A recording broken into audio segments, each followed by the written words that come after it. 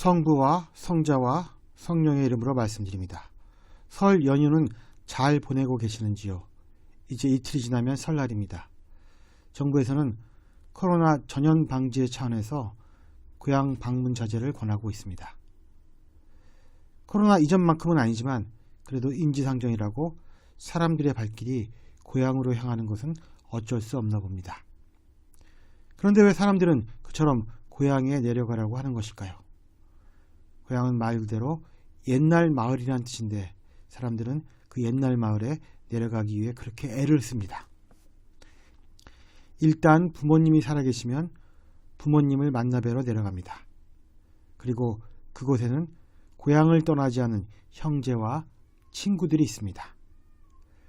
그리고 무엇보다도 그들과 어울려 지냈던 추억이 있습니다. 결국 인간답게 살았던 스스로의 모습을 기억해내기 위해 사람들은 코로나의 위험과 많은 시간의 소비를 마다하고 고향으로 내려가는 것은 아닐까요? 그런데 안타깝게도 오늘 복음에서 예수님은 고향 사람들로부터 배척을 당하는 처지에 놓이게 됩니다. 왜 예수님은 고향에서 환영을 받지 못하셨던 것일까요? 우리는 지난주 복음에서 예수께서 회당에서 이사야서 61장 1, 2절에 성령의 내리심에 관한 말씀을 읽으신 후에 오늘 복음에서 이 성서의 말씀이 오늘 너희가 들은 이 자리에서 이루어졌다고 선포하셨음을 알고 있습니다. 이 함축적이고 짧은 선포는 오늘 복음에서 보듯이 강렬한 반향을 불러왔습니다. 반향의 주된 내용은 고향 사람들이 예수께서 하신 말씀의 참뜻을 인정하기 어렵다는 것이었습니다. 왜냐하면 이들은 예수라는 존재가 하나님의 말씀이 지금 여기에서 실현된 존엄한 존재라는 사실을 받아들일 수 없었기 때문이었습니다. 이들에게 예수는 마리아와 요셉의 아들이자 그의 성장을 다 지켜본 동네 청년 그 이상도 그 이하도 아니었기 때문입니다.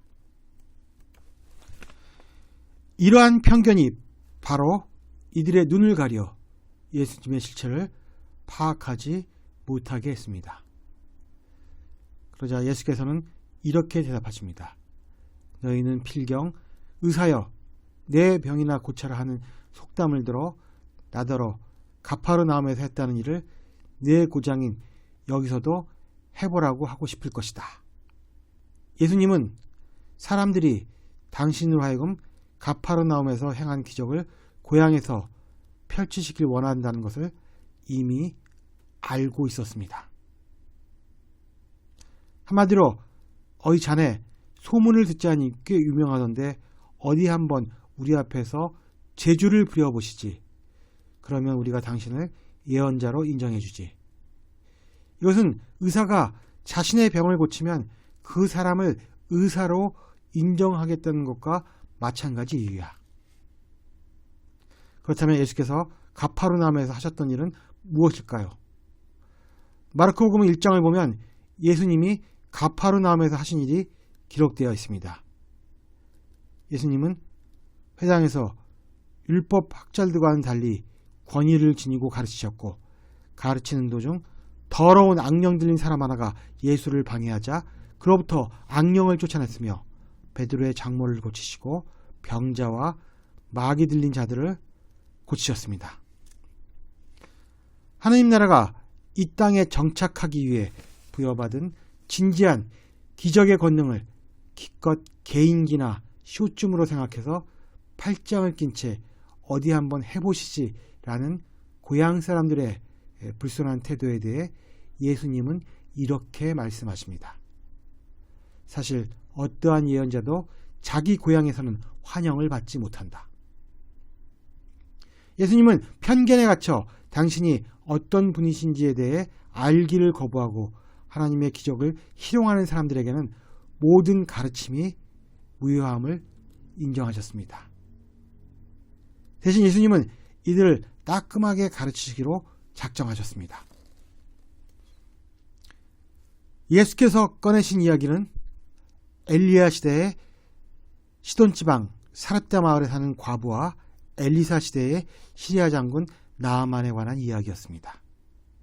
엘리야 시대 3년 반 동안이나 기근이 들었을 때 이스라엘은 과부가 많았지만 하나님께서는 엘리야를 이방인인 시돈 지방 사렙다 지방에 사는 과부에게만 보내주셨습니다.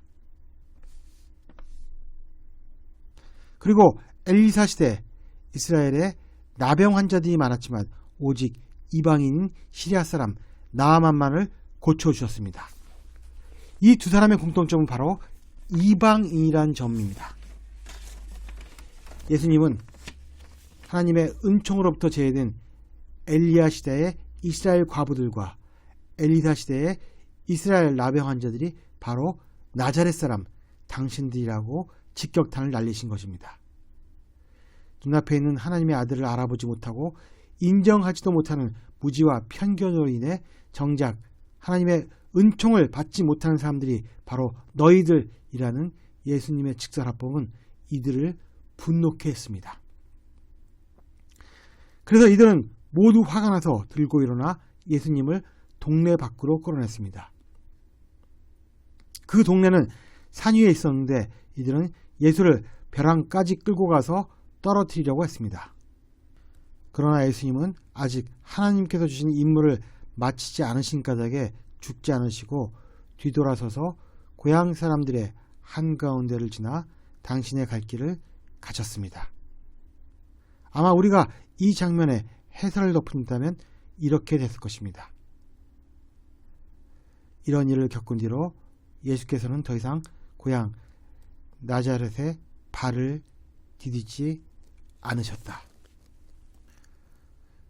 조용필의 노래 가운데 꿈이라는 노래가 있습니다.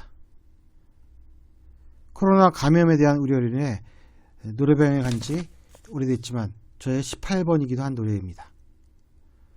화려한 도시를 그리며 머나먼 길을 찾아 여기에 왔지만 막상 이곳은 춥고 험했으며 어디가 숲인지 어디가 늪인지 알 수 없는 곳이어서 뜨거운 눈물을 흘릴 수밖에 없었다. 사람들은 저마다 고향을 찾아가지만 나는 도시에 홀라남아 빌딩 속을 헤매다 초라한 골목에서 고향의 향기 들으면서 뜨거운 눈물을 먹는다는 노랫말은 우리의 마음을 찡하게 합니다. 모두가 고향을 찾아가는 명절, 우리는 고향으로부터 철저하게 배척을 당한 한 사람을 만나게 됩니다. 예수께 고향이라는 곳은 세상의 적대성이 전혀 숨겨지지 않은 채 적나라하게 드러나는 곳이지만 우리 같은 평범한 사람들에게 고향은 그 반대에 가까운 곳일 것입니다.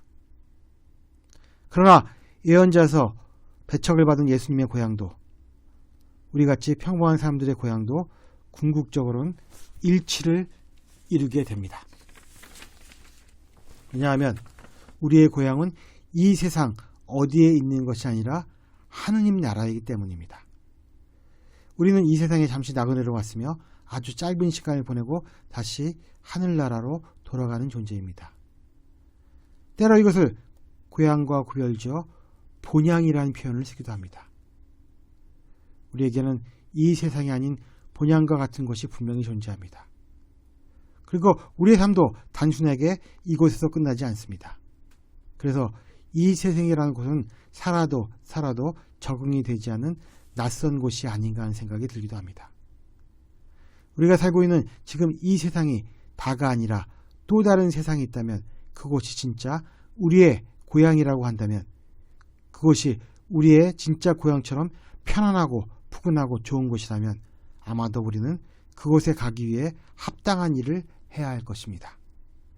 그러면 어떻게 노력하는 것이 본향에 가는 좋은 방법일까요? 아마도 그것은 우리 자신의 영혼에 대한 염려와 돌봄으로부터 시작될 것입니다. 나아가 우리가 타인의 영혼까지 염려할 수 있다면 본향은 더 이상 낯선 곳이 아닐 것입니다. 성부와 성자와 성령의 이름으로 말씀드렸습니다. 아멘.